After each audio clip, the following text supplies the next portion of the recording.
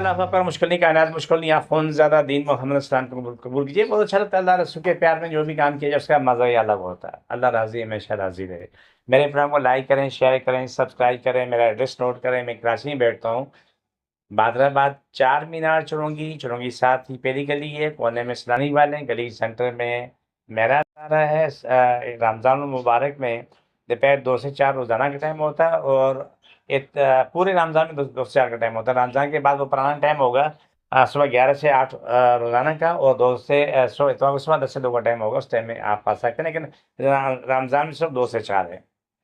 आज का प्रोग्राम बहुत शानदार है कि मैं देखता हूँ कि बहुत सारे हमारे लोग जो हैं, अल्लाह ताला उनकी नमाज़ें, रोज़े, बातें, हज, उम्रे सब कबूल करे।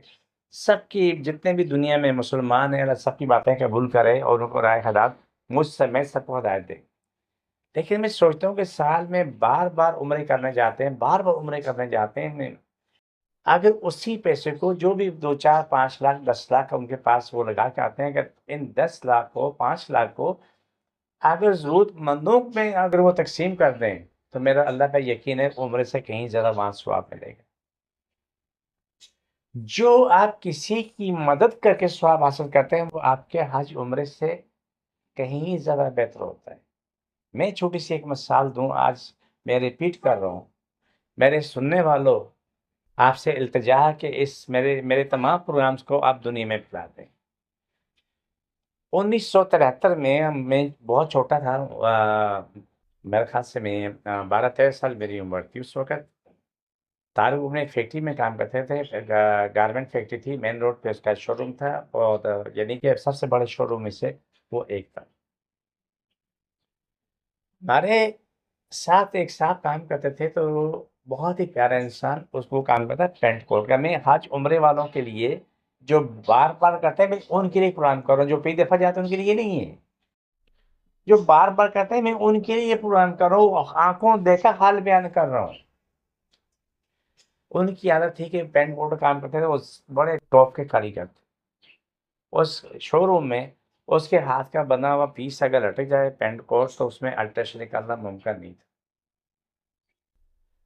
उनकी आदत थी कि दोपहर का टाइम होता था, वो इतनी सी 2 टिक्कियाँ कबाब की होती थी।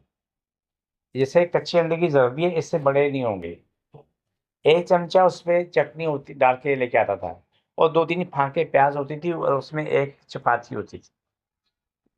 वो आराम-आराम से खाने के बाद 2, 3, 4 गिलास पानी पीता था। बोला कि यार बेटा, जो वो चाय लेके आओगे, जब चाय लाओगे तो हमें भी चखा देना। वो कह रहे मुँह का जायका बदलना होता है, वो 1-2 घूँट ही लेके पीते थे। कभी-कभी ज़्यादा पिए, लेकिन 1-2 घूँट पीते थे। कहने लगा बेटा, मैं बहुत खुश हूँ कि इस साल मैं हज के लिए जा रहा हूँ। उस ज़माने में बेरी जहाज़ का सफ़र 6000 था, मैंने अपने वालिद साहब को भेजना था। 6000 का सफ़र था, भाई ये ज़्यादा था, लेकिन बेरी जहाज़ का कुल सब मिला के 6000 था। तो बहुत खुश था कि मैंने पैसे जमा कर लिए हैं, और अब मैं ये बेरी सफ़र करूँगा, मैं जाके हज करके आऊँगा, बहुत अच्छा लगेगा।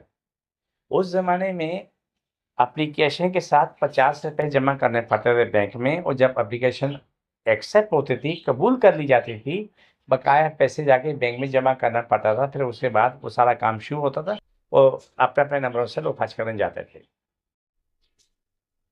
ये सारा होने के बाद जो उसने एप्लीकेशन दे दी, सब कुछ हो गया। तो हज करीब आया, तो मैंने पूछा कि मैंने कहा कि अंकल, आप हज के लिए नहीं गए? बोला नहीं बेटा, इस दफ़ा जो है ना, बस कुछ मामले ऐसे हैं, तबीयत सेट नहीं है, फिर कभी चला जाऊँगा। आज ही हज करने के चले गए, हज कर वो करके वापस आ गए। एक दिन आके हज के बाद जो है ना, आके बेटा कुछ खामोश-खामोश था। मैंने पूछ लिया, मैंने कहा कि अंकल क्या हुआ, आज बड़े अफ़सरदा हो? बोला कुछ नहीं। मैंने कहा देखो, आप हमारे बड़े बुज़ुर्ग हो, हम आपके बच्चे हैं, तो आप हम अगर हमसे बात शेयर करोगे, तो आपका मन भी हल्का हो जाएगा, तो हमें भी खुशी होगी कि चलो हमारे बुज़ुर्ग ने हमसे बात शेयर की। बोला बात ऐसी है कि मैं तो नहीं चाहता खोलने, लेकिन मजबूरी में खोलनी पड़ गई।